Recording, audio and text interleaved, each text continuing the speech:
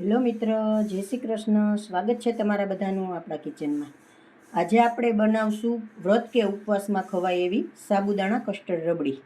તો એના માટે મેં દૂધ લીધેલું છે, એક સફરજન, દાડમ, સાબુદાણા અને કસ્ટર્ડ પાવડર. સાબુદાણા મેં પલાળેલા છે, તો સવારે મેં પલાળી દીધા હતા, એટલે 2 કલાક માટે પલાળેલા છે, એટલે સારી રીતે પલળી ગયા છે સાબુદાણા પણ. જો આ રીતે આમ મેશ થઈ જવું જોઈએ સાબુદાણા. તો હવે આપણે દૂધને ગરમ કરી લઈશું. તો પહેલાં આપણે થોડું ઠંડુ દૂધ કાઢી લઈશું, કારણ કે આમાં આપણે કસ્ટર્ડ પાવડર એડ કરવાનો છે, એટલે ગરમ દૂધમાં ગુઠલી વળી જાય, એટલે આપણે થોડું કાઢી લઈશું અને આ દૂધને આપણે ગરમ કરી લઈશું.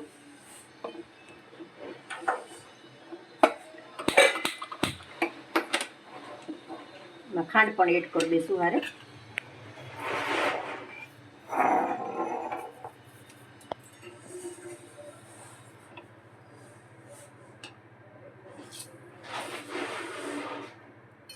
ખાંડ આપણે 3 ચમચી એડ કરશું.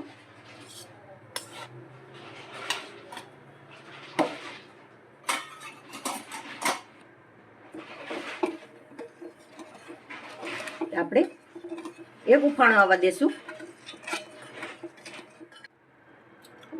દૂધમાં એક ઉફાણો આવી ગયો છે, તો હવે આપણે કસ્ટર્ડ પાવડર આપણે એડ કરી દઈશું.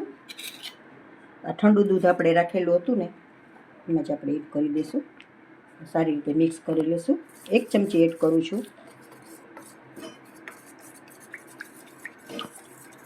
આ રીતે સારી રીતે મિક્સ કરી લેવું.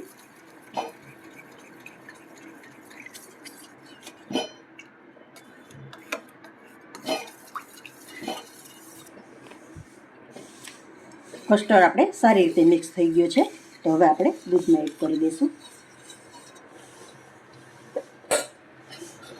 આ રીતે આમ ચલાવતું જવાનું છે, આ રીતે આમ મિક્સ કરવાનું, અને એટલે ગુઠલી ન વળે.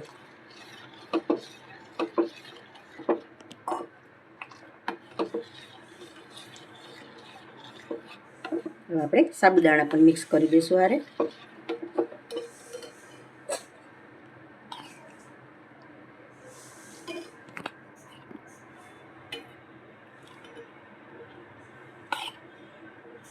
તો આપણે સાબુદાણા 2 ચમચી એડ કરેલા છે.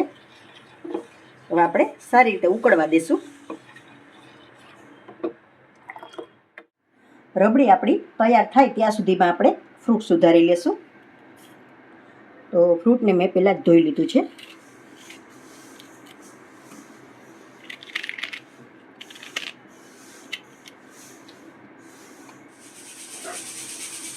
તો આપણે બી અલગ કરી લેશું દાડમમાંથી.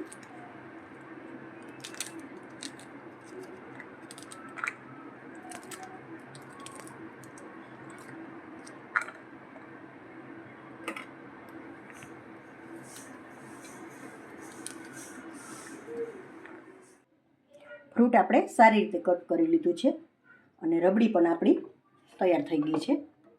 તો આપણે રૂમ ટેમ્પરેચર પર આપણે 5 થી 10 મિનિટ ઠંડી થવા દઈશું. રબડી આપણી સારી રીતે સેટ થઈ ગઈ છે. 10 મિનિટ રાખેલી હતી. તો હવે આપણે ફ્રૂટ થોડું એડ કરી દઈશું. સફરજન અને દાડમ થોડું ઉપર ગાર્નિશ કરવા રાખશું. ફ્રૂટ આપણે સારી રીતે મિક્સ થઈ ગયું છે. હવે આપણે સર્વ કરી લઈશું.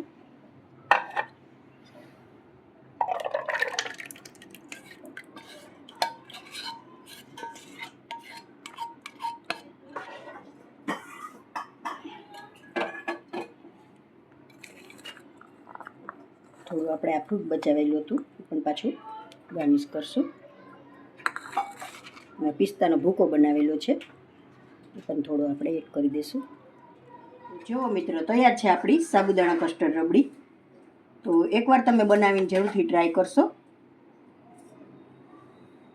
તો જો મિત્રો, તમને મારો વિડીયો પસંદ આવ્યો હોય તો લાઈક કરશો, કમેન્ટ કરશો અને તમારા મિત્રોમાં શેર કરશો. ને કોમેન્ટ કરીને મને જરૂરથી જણાવશો કે તમને મારી રેસીપી કેવી લાગી.